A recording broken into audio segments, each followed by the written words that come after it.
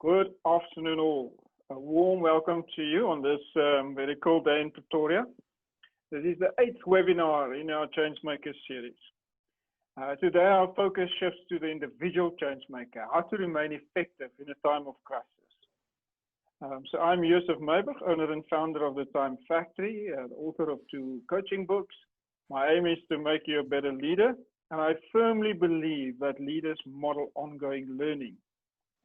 Our vision at the Time Factory reflects how we want to inspire action. Our purpose with this series is to create an army of change makers. That is to enable everyone to prosper. As always, I'm just doing a cast around the landscape to see what is the latest about information and thinking of the topic that we're going to discuss today. The main line of thinking that I've seen, and I've also experienced it with the clients that I'm interacting with, is that they stop training because of the pandemic. So what I'm picking up when I'm looking at business polls on McKinsey is that businesses just cannot afford to put capability building on hold, even though we know they are rapidly moving to put employee safety first.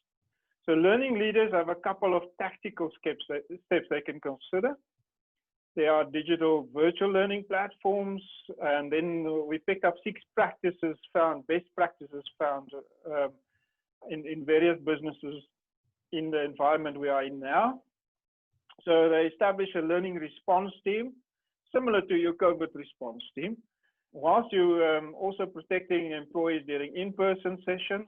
They adapt delivery, they promote digital learning, and they explore alternative digital strategies, practicing and preparing for multiple outcomes.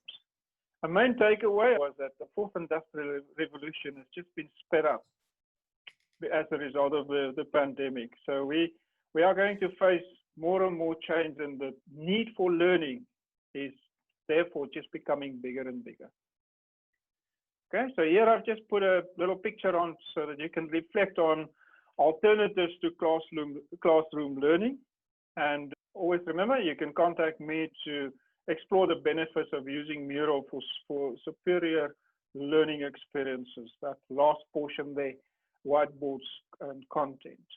So let's have a look at a definition of effectiveness. And I just took a definition from the Oxford Dictionary. It says the degree to which something is successful in producing a desired result. And I think this is one of the challenges that we have. I mean, what is success?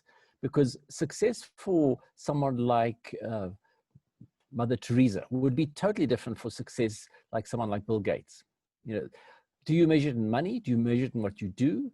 How does a Rotary organization measure their effectiveness? How does a Toastmasters, or how does a BNI meeting, or how do any of us measure it? So I think the 2 key words that I take away out of that definition are success. How do we measure it? So you need to know how to measure it. And then also the desired result. And the question I often think is that if we don't specify what that desired result is, and this is what a lot of coaches all around the world do, is they just help people, hold them accountable to deliver what they need to, or what they wanted to, and they just need someone to hold their hand. So I've got 2 roads over here. The one you might recognize from Cape Town on the right-hand side, and another one on the left, which going all the way from your Atlanta side into Cape Town. Now, what's the difference between effectiveness and efficiency? Oops. All right. So if you are wanting efficiency, a couple of you mentioned efficiency, and you're going efficient in the right area, and you're on that road on the right-hand side. Doesn't matter how efficient you are, and you hit that dead end, that's not going to be effective. You're running efficiently, you're using a little bit of fuel, everything's great. I would rather get to my destination. That's why I would rather be effective. And yes, you need both of those. So the road on the left there, and you can see the BRT or the rapid routes there as well. I would rather be effective, and that means we know where we're going. And that, I think, speaks to what you guys mentioned around the government. So efficient, we're using less resources. But the challenge is you cannot be effective if you don't know where you're going. I think a lot of us focus on being efficient, but if you're going efficiently in the wrong direction, you have a real challenge. So the point is we need to find where we are going. All right, thank you for that input. Great, 78% of you guys want to be effective. Do you know what the highly effective, or the habits of highly effective people are. There are 7 of them. So let's look a little bit at the time management aspect. The challenge is time manages itself. What we've got to do is we've got to find a way of working within that, because I cannot manage time. I can manage the way that I approach time. And perhaps you can say, oh, Paul, you're being a little bit semantics over there. But time manages very well on its own, runs on a 24-hour clock. You know, it depends on where you saw it coming from, with the Egyptians, or a little bit earlier than that.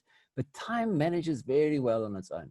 But we need to learn how we manage ourselves. Some of you might just know it as the Covey matrix. But this is the matrix that has been made popular by Stephen Covey. So what he talks about over here, he says that there's some things that we need to do, and this is the urgent and important. And if you look at the X and the Y axis, these are the green areas. The challenge is a lot of people are not operating in that. They're operating in a crisis mode. So these are the things that we have to do. The second one we've got to look at. Second one is we need to decide, and this is what your planning area. It's important, but it's not urgent. You need to plan your third quarter. You need to plan to go to the gym. You don't have to go to the gym right now. There's some things that you do have to do urgently, but I'm not going to focus on them right now. But you've got to decide in terms of time management, where you're putting your time. Some things you have to delegate. And one of the biggest challenges within leadership in this country is that people do not delegate. And where your effectiveness is going to go down the tubes if you're not delegating. And everyone says, yeah, but I can't delegate. Then I might as well do it myself. Train someone else to do it. Ladies and gentlemen, if you do the calculations on that, the time and the money that you spend on training that person effectively, you will have a massive return on investment. You just got to do the numbers there. And then, of course, the last area, and this is things that we should be eliminating, you'll notice that they're all D's, don't do. Things that are not important and not urgent.